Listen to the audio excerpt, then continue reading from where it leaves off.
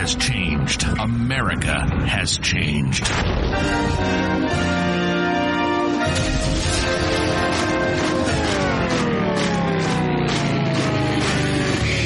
If something were to happen tomorrow, how self-sufficient would you be? Could you grow your own food? Could you sustain your own livestock? Could you survive? This is the We Grow Our Show with Nick and Don. Nick and Don talk about everything from politics to planting. They cover techniques, methods, and tips on how to not only survive, but thrive. Visit the website at WeGrowOurs.com. Lock and load.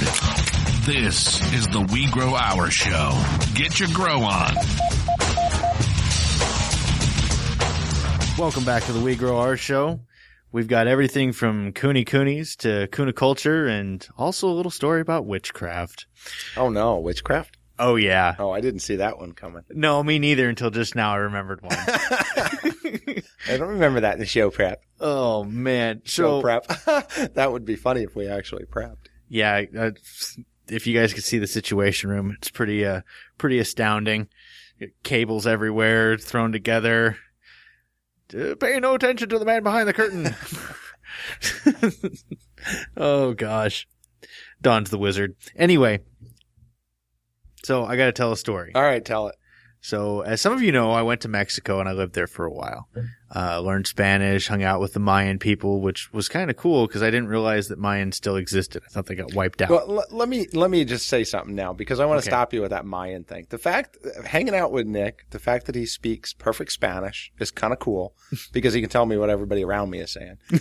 And I'm going to interrupt with another story because what happens when you go to Vegas and speak Mayan to salespeople? Oh, it's hilarious. Do you want me to tell that story? Yes. I mean, mine as well. All right, you brought it up. We've got two. This isn't the witchcraft one, but it's pretty freaking awesome.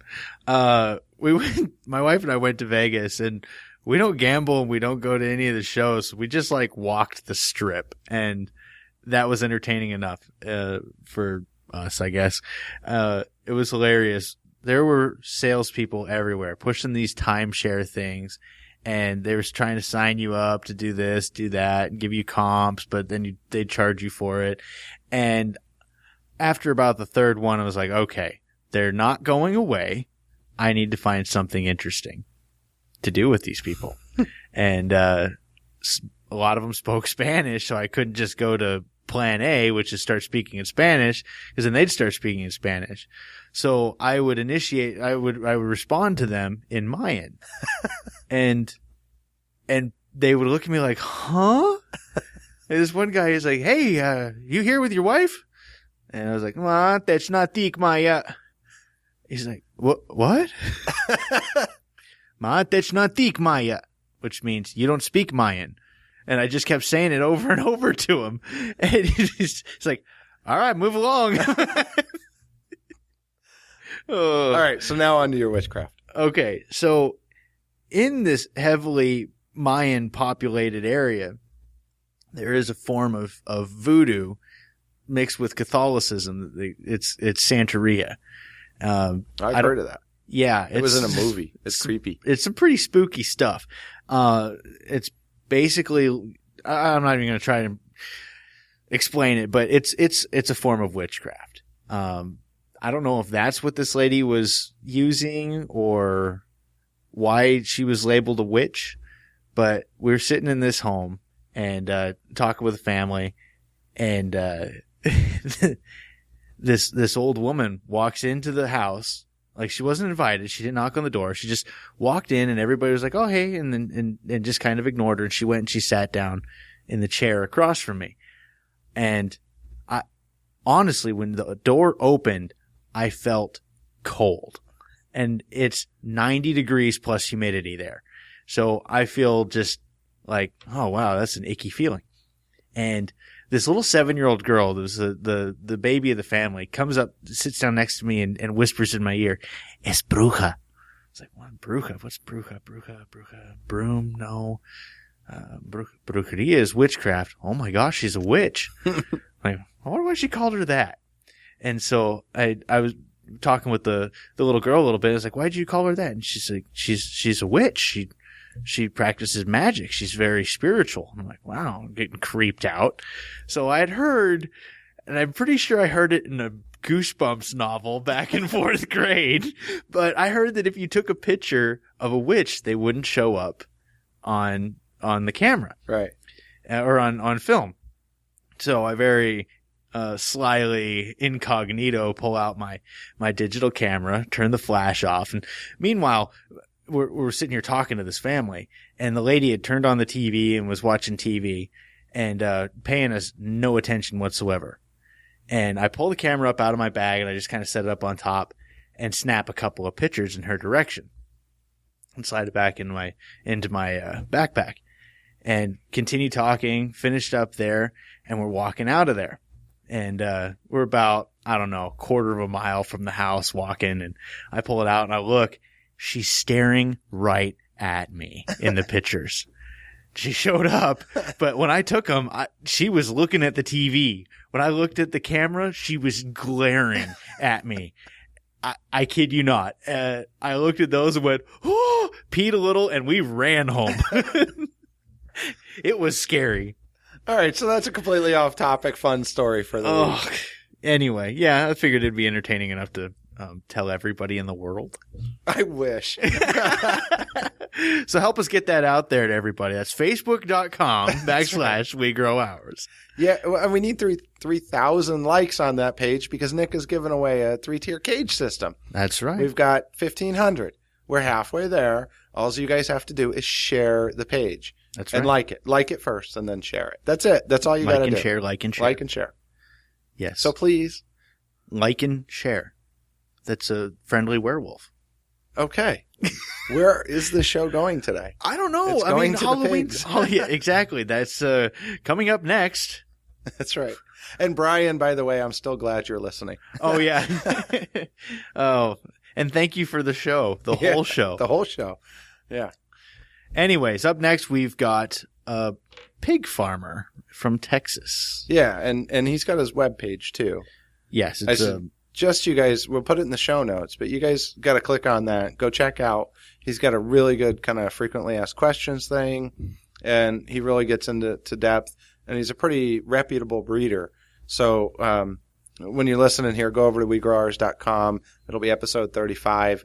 Go check out his website. Take a look at it because it's going to give you a lot of information to supplement with the show here. So, Craig with Kune Kunes? Craig with the Kune Kunes. Kune Kunes. Yes. Okay. And it's lonesomestar.com. Lonesome Star Farms? No, I think it's just Lonesome Star. Yeah. So we'll put it in the show notes. Go to the website, take a look at it, and what will you do when your stored supplies run out? Are you prepared? Hostile Hair provides equipment and education you need to control your own infinite food supply. We have live food storage systems for rabbits, quail, and other urban livestock for any situation and strategy. Don't be limited by what's on the shelves. Get started with an infinite food source today. Get prepped, stay fed with Hostile Hair. Call 480-331-3761 or visit hostilehair.com. All right, welcome back to the We Grow Ours show. We've got somebody that loves his pigs on the line. Craig, how you doing there? I'm doing great. How are you guys doing over there? Doing awesome. So, as I understand it, you've got a farm. It's Lonesome Star Farm in Texas. Is that right? That's right. Now, that's right. Looking at your website, it looks like you're raising teddy bears. What are those things? Yeah, some call them teddy bears or Ewoks. Other people call them dinner. So it really depends on, so, it just depends on who I'm talking to. But, that's the great thing about these. They're called Kune Kune. They do fit many hats. They are a very special unpig, as I call them. That's Kune Kune, that's Kune, Kune. And I'm at, lonesomestar.com. And they really do, fill a wide continuum of people and purposes and needs. Yeah, there's a local lady here in Arizona that, she's raising them more as pets, but as I understand it, they're a decent meat breed too, right? That's right. They are pigs, and they're not only are they a heritage breed like Berkshire or some of the other equally awesome breeds out there that I'm sure some of your listeners also grow for meat independent, but they're very versatile in what they do. Right on. So how big do these pigs get? They get to be about a very manageable size. Unlike some pigs, especially the commercial kinds, that can get to be, even 600 to 800 pounds. These guys get to be about 150 pounds. So they always know who's boss, who's you. Of course, even if they were massive, their temperament is amazing. The Kune Kunes, even the adult males, the boars, they're like Ewoks. They're like the head Ewok. They're just very impressive. They'll come up to you, and they'll even lay down, because they like a belly rub. I don't know what to tell you. It's very docile. So here you have this lumbering 250 pound, and that's the biggest they get too. They, like I said, they're very manageable size, and that's the boars, the big boars with a big plate on the back and everything. But, they walk up to you, and if you get to know them a little bit, they'll lay down, you can pet them on the belly, and they're very friendly, very docile. Sounds like a dog that produces bacon. I'm kind of excited about this. Yes, it really is. It's really delicious. Not only are they a heritage breed, but they're a lard pig too. And so what I'm trying to do here at Lonesome Star Farm is take some lard pig characteristics and lean it up just a little bit, because you don't want too much lard either. And so I'm using a couple of different breeds, or a couple of different types. Like one is called Rebecca Gina. That's one of the genetics. Like any breed of pig, there's 10 or 20 different genes inside. And I use Rebecca Ginas are really great, and so they produce a little more of a hardy, tough, a little bit leaner lard pig. And so it's just a great marriage between a workhorse for the family farm, for the homesteader, but at the same time, like I say, very docile. Are these pigs social animals, or do you need multiples, or can somebody have one pig and raise it and eat it and then get another one? Like an Ewok, yes, they are very social. They love to be around people, actually. I even think they prefer to be around people than fellow pigs, but they are herd animals. So, yeah, I always give discounts on 2 or more, because it really is not healthy for them to be by themselves. Okay. And so it is really good to pair them up, and they are much more healthy and get along and so forth. But I tell you, you walk in their pen, and they will, almost every time, they will walk up to you. They'll come up to you for of course they are pigs, they're looking for food, but if all you have is a hand and a pet, and it's like they get in this catatonic state. It's just, you just have to see it or look it up on YouTube. You pet them just right, they lay down and all 4 legs just stick out like it's some kind of catatonic thing, and it's quite a sight. Very cool. That's kind of how I get when somebody rubs my belly, though, so I understand. So this is one of the reasons that the Kune Kunes caught my attention is they are a smaller pig. The range between 150, 250 pounds. It's very manageable. That's even backyard size. And a lot of the people that listen to this show are urban homesteaders or suburban homesteaders that don't have a whole lot of room. This pig doesn't need a whole lot of space to frolic about, does it? No, not at all. And it loves thin-bladed grass, especially. It marries. It goes well with goats, because goats eat more, trees, bramble, so forth, and these guys eat thin-bladed grass, and they actually don't typically eat roots either. And so they really are the stereotypical lawnmower, just like some goats are. They'll cut a nice 2-inch lawn, and you got to get the putter out, and it's pretty good stuff. Nice. So they're taking care of the fairways for you. So okay, yeah, exactly. I live in a homeowners association, and if I have a pig in my backyard, it can't squeal, it can't be noisy. How are these on noise?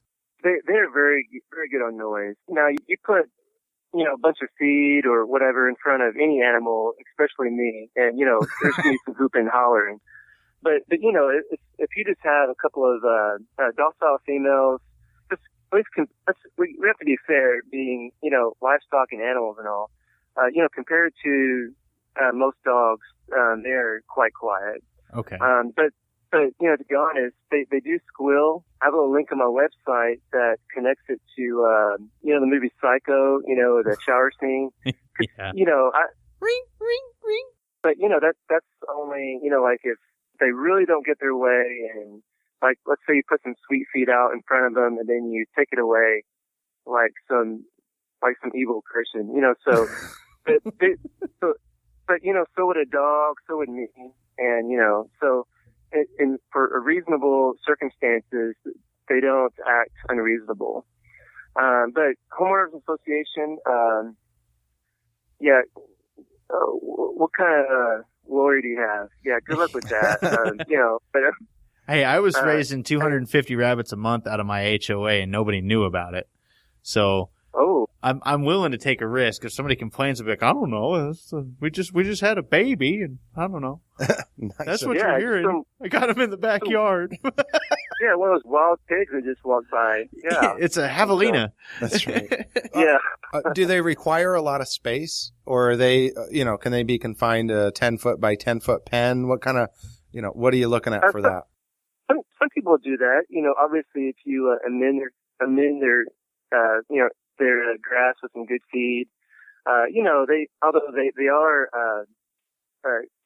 are quoted as being known as the grazing pig. That being said, you know, they do fine on grain too, if need be. So yeah, so that is very possible, if, you know, for the people with, you know, land, you know, not much land. Yeah, the main thing they need, like I say, is just some TLC.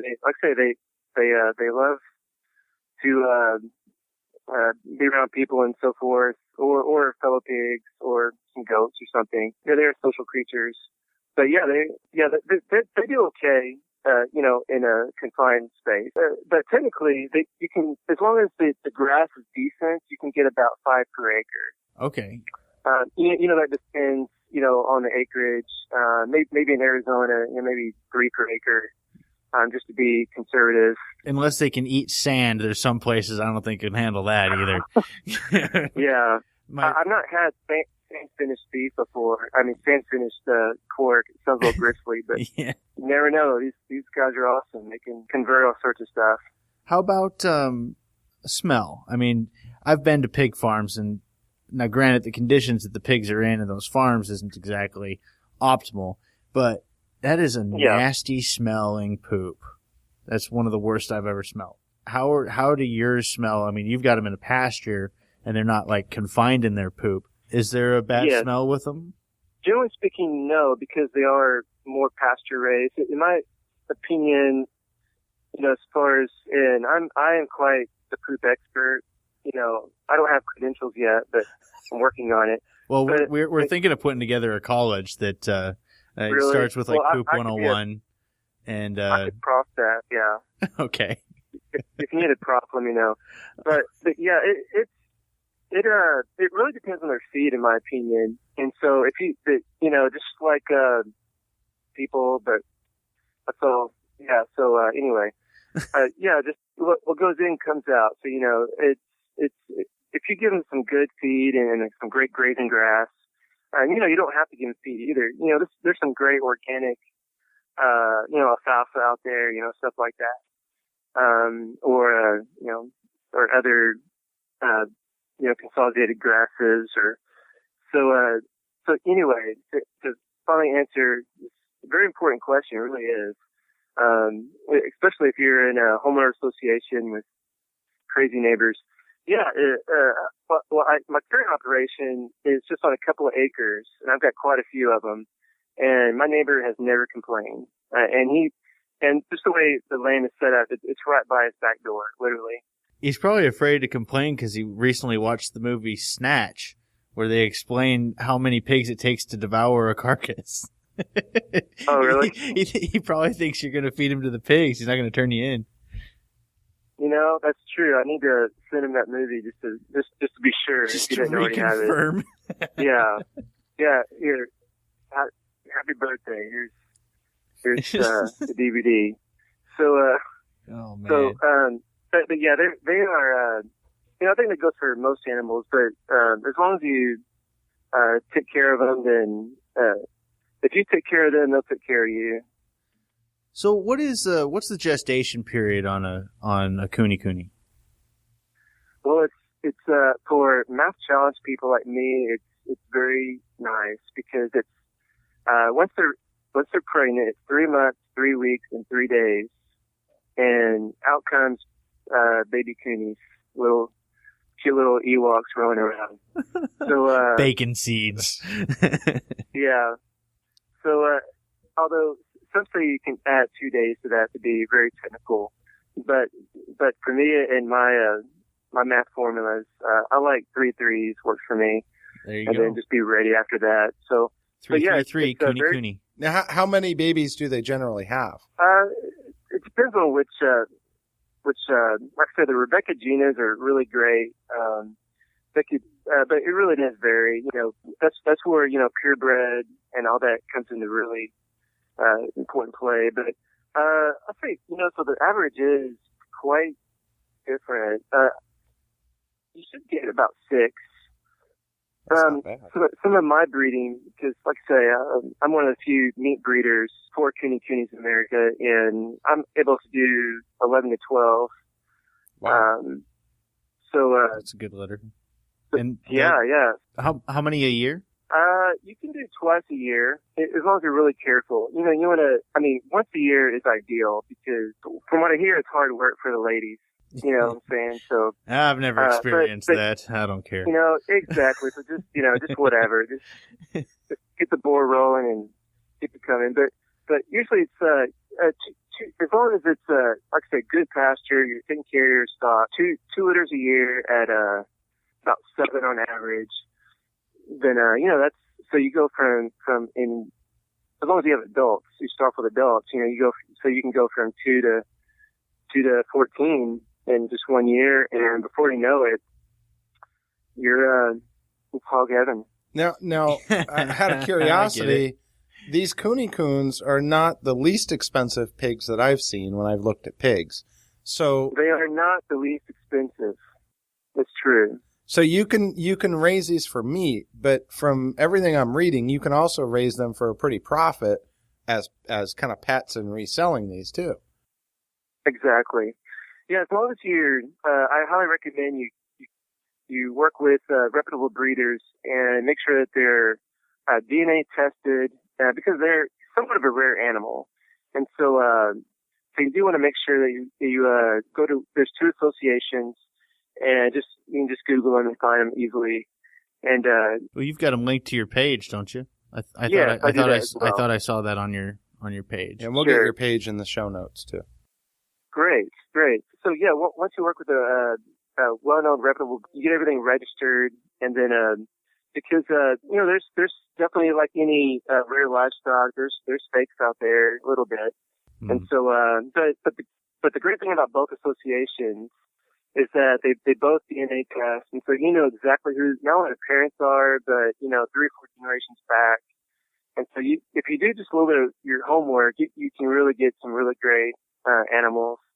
And they are not your cheapest animal, but I could go on and on, but it's really, if you go to LoneStarStar.com, it delineates and itemizes all their great traits. But it's really worth it because they offer so much. They're what I call an unpig. I do need to mention real quick that like I said, they're one of the few even heritage breeds that don't root. Yeah, they've got the snub nose.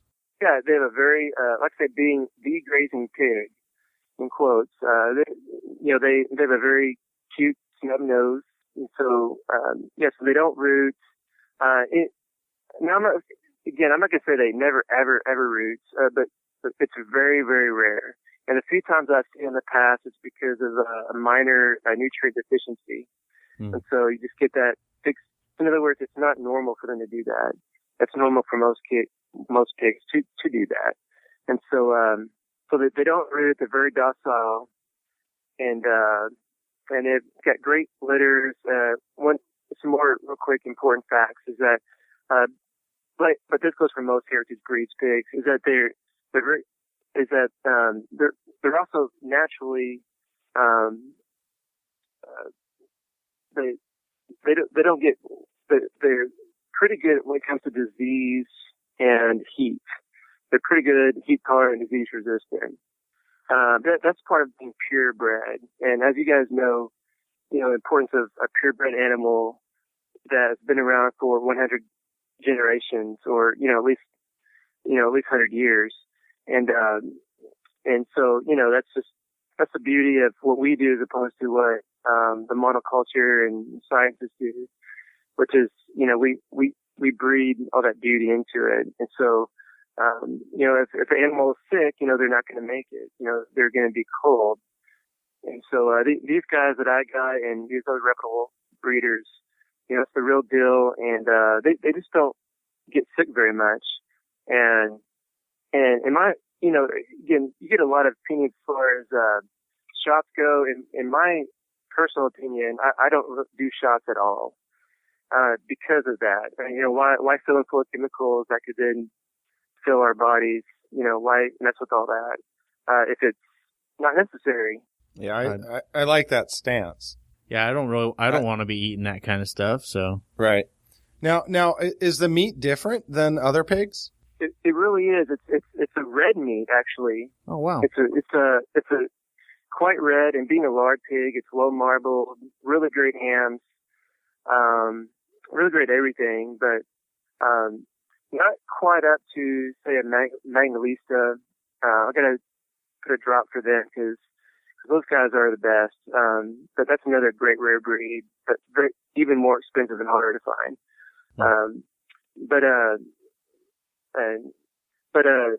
Kune Kunes, they're the real deal. Well, Craig, we really appreciate you on the show. Sure. I think there's going to be thousands more questions, but I think that the frequently asked questions page on your page will suffice on some of those, and if we get a high demand, we'll have you back on the show. Awesome. Sounds great. Well, I appreciate you guys having me on, and what you guys do as well. Like I said, meat independence and supporting a local farmer, this, that, and the other. I mean, these are all great things, and I appreciate what y'all do. Thanks. All right. Thanks a lot, man. Things just got real. The drugstore is closed and the doctor is unavailable. What are you going to do? Stock your medicine cabinet and bug-out bag with nature's alternative, essential oils. Visit mylavenderlife.com for all your essential oil needs. What a great interview. I am going to get one of those little teddy bears. The little Kune. Seriously? Kune Kune. We've tried this like 4 times. Kune Kune. Kune Kune. It's the same. It's Kune. Kune. Yeah, I know, but it sounds different. Kune Kune. Yeah, Kune Kune. So my kid wants a pig. Yeah. Yeah, I said no. Well, they're only run about $1,000. I've got that. Yeah, and he was saying how many you get 14 a year, 12 a year on average. If you're doing it right. Yeah. If they're doing it right. If you're making sure they're doing it right. Oh my gosh. So you're such a pig. That's $12,000. Yeah. You're not putting $12,000 of food into a pig. Oh no. Even the babies. Exactly. Especially the babies. I mean, you figure a 250-pound pig. Well, he said 5 pigs per acre. Yeah. And that's, we'll just say average grass growth. So if you're putting a bale of hay in there every other day to 5 pigs, yeah, you could really turn a profit. Heck yeah. I mean, the meat, I'm sure it's good, but it almost seems to me that the way to do this, and this is just my opinion, is to raise them for emergency meat. Exactly. And sell the babies. I mean, I'd keep 5 or 6 of those and one, maybe $1 or $2. You've heard of a cash cow. This would be a cash sow. Because you got 4 females. Even if you only get 10 babies out of each one of them, that's 40 a year. That's $40,000. And you can't be spending more than 10 in food. Yeah. I don't know if there's a big market for these guys either. Well, and if you got set up with a fodder system and you're... Heck yeah. I don't know if there's a big market for them, but if they're getting $1,000 a pig, there's got to be a market for them, or they wouldn't be getting $1,000 a pig. Exactly. And if you hear $1,000 per pig, and you're thinking, "Oh my gosh, what a bunch of money for a pig," think of it this way: Have you ever seen a dog sold for less than $1,000 in a pet store? Yeah, that's a good point. They are always listed for $1,200, $1,600, $2,200. I would never buy a dog from a pet store. Neither would I, but there's people out there that spend that kind of money. Yeah, and you think about $1,000 for a pig, so you're looking at $2,000 investment on something like this for a male and female. But out of that, you're getting your ROI is meat. first year. Mean, yeah, well, not just your ROI, and then you figure, okay, you're getting 100 pounds of meat at least out of those. Yeah, I mean, dressed carcass on a 150-pound animal, you're probably looking at 60% meat. Yeah, so just under 60%. You figure if you're getting at least 100 pounds out of that, that comes out to $10 a pound of meat. That ain't that bad. No, it's not. It's a premium steak meat, price, but heck, But you're not going to butcher the animal that you just bought. Right. That's what I mean. You're butchering the babies. And again, if you get 6 of them, 8 of them, even that's 800 pounds of meat. Now your price is way down. So it's not as bad as it seems. I think that yes, you're buying a novelty. From a world standpoint, it's a novelty. You've got a fuzzy pig that's a cute pet. Not many people have them, and a very, what do you call it? Not versatile. Something that you can apply to being a homesteader. It's the purpose of this pig is to grow food and to do it incognito. I really, I talked to another breeder, actually, I'll name her, Robin Hutchison. Anyway, I'd like to link over to her too, because she's local here in Arizona. Anyway, I was talking to her, and she said that if you have one of these pigs next to a dog, the pig will try and mimic the dog. Right. In noises and stuff. And so if you've got a pig that sounds similar to a dog, you're getting away with it. Yeah, you could probably get away with having them I'd say an HOA with a fairly larger backyard. Yeah, you don't want to put in a double condo or anything like that. Right, right. A patio home or something probably wouldn't work. But one of the other benefits, and I think a huge benefit over this type of pig from everything I've read, is that they aren't a rooter. Exactly. Which means they're not digging up your ground. Yep. So you can have the grass and you can have the pig out there chewing up the grass and mowing your lawn for you. And fertilizing it. Yeah, and if you do have the ability to have – a lot of our listeners have goats and other things, so they're allowed to have some of this.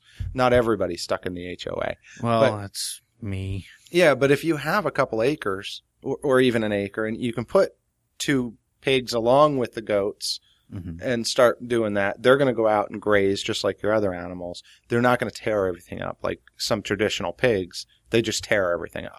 Yeah, and they're not my dad had pigs for a while, and I don't know what they were called. They're the pink ones with the black butts, or black faces with pink butts. They just kind of a half and half. Right. And they were not enjoyable. Like, going down and feeding them made me nervous. There was one of them, this is really gross, had a prolapsed anus that stuck out, and it looked like a pink donut sitting there. Wow. Don just dry heaved a little bit. Anyway, a couple of shock jocks here talking about an anus. But this again, wow. Anyway, so this stupid pig had the problem. He was obviously sick. And then one day we went down there and it was gone. The other pigs had bit it off of him. And so he wasn't gone. It was gone. The thing was gone. And we're like, oh, did it suck back in? And pretty soon he was like really skinny and then he was gone. And all we found was the skull. These pigs ate. Oh yeah. So after that, I'm like, oh my gosh, if I fall down in here, I'm going to die. Well, and I remember visiting pig farms where you feed from outside into the trough. You never went into the pig pen. Yeah. Because if you slipped, they would bite you and eat you.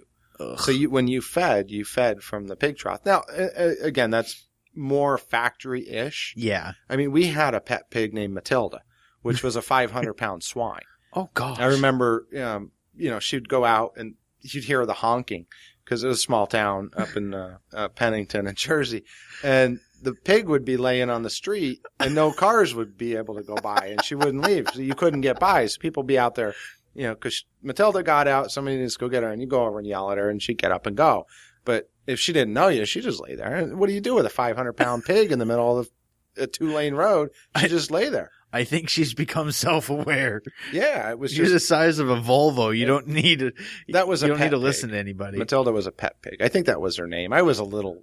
She was much. I mean, to me, this 500-pound pig. I was little. You know, like 5, 6 years old. And man. You see a pig like that. Did you think try it's to a ride freaking her? house? No, I was afraid of that dang thing. Oh, really? Oh yeah, that was a big pig. Well, and I like Try to ride her, she'd roll over on me and kill me. Yeah, I guess that would do it. Yeah. No, oh man. And I did a little bit of research. This pig, the Kune Kune, originated in New Zealand. Now, they don't think that's where it started, but for some reason, that pig showed up in New Zealand. And the Maoris? I don't know. Who's the natives in New Zealand? I have no idea. It's New Zealandese. The Maoris or the Maoris. It's Moirs, Okay. I think. Anyway, they would raise them and they just had them loose around the house. And they were just they kind of like how the dog was domesticated from a wolf. These pigs were just kind of domesticated almost as a dog. And so their temperament is human friendly. Right. So I'm really interested in it. I got to try and talk my wife into getting one. I don't know. And I know people have like potbelly pigs and things like that as pets. We actually saw one, $75. They had a pig down at the stock shop the other day. That's a far cry from 1,000. Yeah, but but what do you do with it? Yeah. It's a little thing that runs around the house, I guess. I mean, and they're rooters too. They'll go tear really? stuff. The little guys like that? They'll tear stuff up and they're like a little pet dog. So there's no real meat for those. It's not like they're a meat pig. These guys are meat pigs. And they're manageable size where somebody like myself or you could slaughter it if we wanted to. Yeah. I'm not going to slaughter a 500-pound pig. I don't have a crane. You got to have a winch, pull it up into a tree or something. Yeah, so we're not equipped for things like that. So I think that's another kind of good point for these is they're manageable. 150 pounds is big, but a tree limb and a pulley works for that. Exactly. You know, so exactly you can do it. So what else we got? You got any small business shout-outs? Yes, I do actually. Cool. And a little bit of a story to go along with it. Oh, story time. Again. The hostile hair emblem. Yes. Pretty awesome, right? It sure is. The original was drawn by a friend of mine that I actually met in Mexico, Daniel Oliphant. He drew the original up, but recently I had somebody digitize it or vectorize it. And his name is Scott Curtis. And let me see if I can find it real quick, what his website is. But this guy does wonders. I used him to basically write up the brand for Hostile Hair. And that's what he does for a living is he will be your brand manager. Very talented. In fact, okay. The website is thebrandnavigator.com. And that's where you can reach him. But it was pretty awesome. Scott's been a friend of the family for a while, and he's had businesses, and then he went and worked for ASU, and now he's starting this back up. And he's just a real down to earth guy. He's going to tell you how it is. He's not going to sugarcoat anything.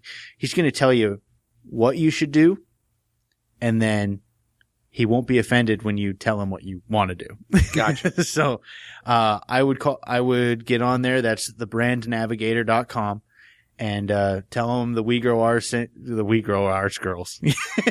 Wow.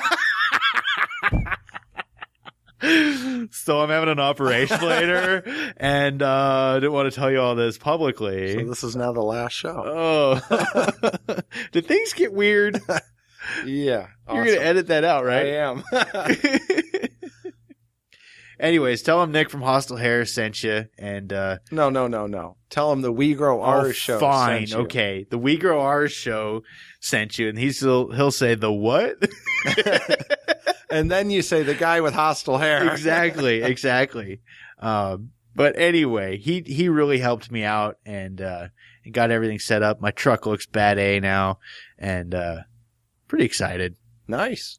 Anyway, so that's the small business shout out. Thebrandnavigator.com. Brandnavigator.com. I'll put that in the show notes too. Episode 35. Wow. Yeah, kind of cool. So again, WeGrowOurs.com. That's a whole lot of locking and loading. Yeah, it is, huh? I still love the intro. Every time I hear it, I love it. It's like perfect. Yeah, I have to admit, I feel a little bit corny afterwards because I'm like, yeah. And then I'm like, oh, Yeah. I'm here alone listening to my own intro. Oh, we've got a trip coming up. We're going to drive up to Colorado. You're going to force your wife to drive home. listen to it? I figured, it's about 14 hours each way. That's 28 hours. We've got 35 episodes. Averaging 50 minutes apiece. Averaging 50 minutes. So I figure we'll probably miss a couple. The ones that she's been on. Sure. There you go. How do you experience that firsthand? We don't have to listen to this one. She said the other day, I'm ordering some books on tape. I hate listening to books on tape in the car when I'm driving. Do you sleep? They make me want to sleep, and I'm driving. I just don't like listening to books on tape when I'm driving. So I don't mind them. But jerk the wheel into a damn bridge embankment. Comedy, I love it. Mm-hmm. Music, all good. Books on tape, no. So I said, don't bother. We've got 35 hours of podcast. It's not an issue. So yeah, that should be a fun trip. I get to listen to myself. Narcissist. I know, and I'm going to force my wife to do it too. That's funny. Yeah, it should be a good trip. So, WeGrowOurs.com/ask us. Send in your questions. Mm-hmm. You can record it as if you go back an episode or two, as Brian did, and we'll put you on the show. Yep. We'll make you famous. Yeah. You're going to be a star. So we need some feedback from you guys on upcoming shows. We've talked about some that we want to do. Homeschooling we got coming up. We're going to have a couple different martial artists on, talk about female self-defense, women and kids, on up to, anti-kidnapping, all sorts of fun stuff, weapons, we're going to get manly with that, and homeschooling. Because when your kids step out of line, it's good to know martial arts. That's right. And this all goes to not just growing your own food, but it goes to empowering your independence. Exactly. So come visit us on Facebook. Come visit us on the website, twitter.com/WeGrowOurs. And then don't forget, we've got October 25th and 26th. The 2 days of that weekend. So 25th and 26th, we're going to be at Westworld in Scottsdale. Yeah, Westworld in Scottsdale, which I think is a good venue. And it's kind of in the middle, too. Yeah, it'll be, between us, but I'm BFE and you're in North BFE. Exactly. So we're going to go to the middle. It's a really nice venue. My wife has been showing Arabian horses for years and years and years, ever since I met her. Really? I didn't know that she showed horses. Absolutely. National champion, a reserve national champion. And every year we'd go out to the Westworld. So I've seen it go from pretty much a dirt field up to what it is now, and it's nice. So come out. We're going to be up near the classrooms, kind of in the corner all by ourselves. So we're hoping that somebody stops by and says hi to us. Yeah. All by myself. So, and you can go to prepperfestaz.com and print off a $2 off coupon for that event too.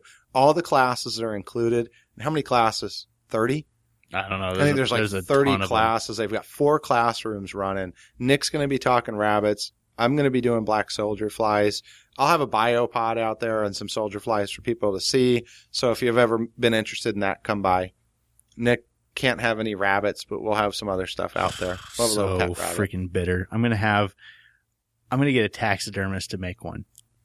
There you go. I've got a neighbor that's a taxidermist, Dude, I want to get him standing up and wearing a zoot suit. Yeah, a zoot suit. Let's do it. Nice. Holding a skull. So come see what we have out there, because it sounds like it's going to be interesting. Also, go get your tickets for March of 2015. And yes, it's a little ways away, but we want you to go get the tickets for the fundraiser. Hey man, we're preppers. We are prepared for this one. That's right. So I know we changed the date because we weren't prepared. We're preppers and we're hypocrites. So we're going to be prepared. So get your tickets, print them out, come out. Thank you to hostlehair.com for sponsoring the show. My Lavender Life Essential Oils, mylavenderlife.com for being a great sponsor, and my wife, and EcoPod Gardens as well. Hey, without her, I couldn't do this show. That's true. There would be no way. So I get to come out for a couple hours a week and talk to friends. I had to think about what to call you. Get to talk to friends. You didn't know what to call me. I don't know. Co-host, mentor. That would work. And I get to coach Nick along on how to do this stuff. My PR advisor. No, Nick, you don't want to say that in public. Yeah, and I get to do all the editing. Zip your pants up. She would never let me if she didn't like the show. How's that? So go see My Lavender Life. October 7th, which is past the show date. Is it really? This isn't going to be out before that. Oh. Yeah, it will. Yeah, it will, because we're like the 23rd. All right, so October 7th. Yes. Come out to Elevate Coffee for her Oils 101 class. Yeah, this one should post like the 5th. Yes. Or something. All right. So anyway, thank you guys for joining us. We'll catch you again next week. Woohoo!